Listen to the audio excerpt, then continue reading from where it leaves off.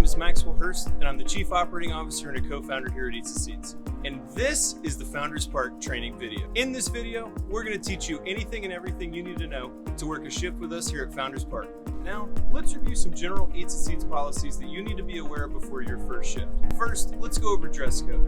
Eats and Seats standard dress code is all black with a black hat and black non-slip shoes. If you show up to check in out of uniform, you will be sent home promptly. Next, let's go over tardiness in our call-out policy.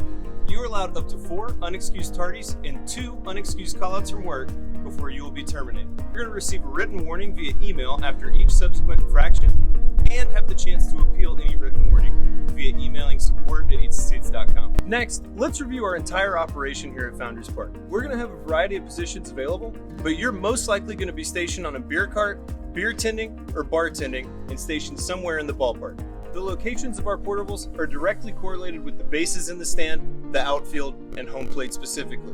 For example, a few of our portables are named home plate portable, first base portable, and outfield portable. If you're placed at a big food stand, make sure to contact your site lead at check-in so you know where to go once you get in the ballpark. Now, let's show you what an actual game day is going to look like. Parking is at 409 Blossom Street.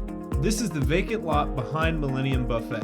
There is no staff shuttle to Founders Park from here, so begin walking to Gate 4 of the ballpark from parking. This is the Dottie Owen Gate. Once you get to check-in with your Eats and Seats site lead. You'll be given your stand assignment at check-in. You'll be placed on one of our beer portables stationed around the stadium. Our beer portables don't have set locations, but their location is normally tied to a feature of the stadium. For example, home plate beer portable is right behind home plate when you walk into the stadium from check-in. Our portables may have walk-through brew coolers as seen here, in which you'll either be IDing customers in line or cashiering and opening beers for customers.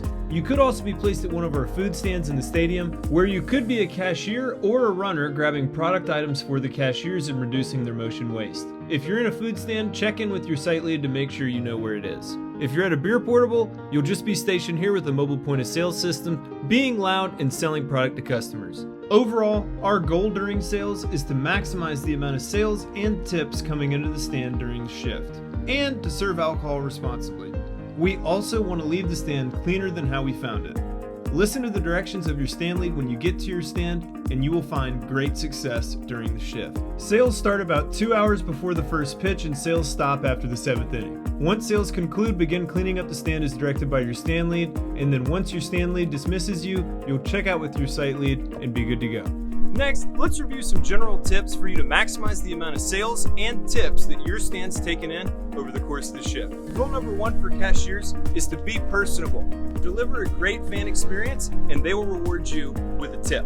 Rule number 2, always upsell.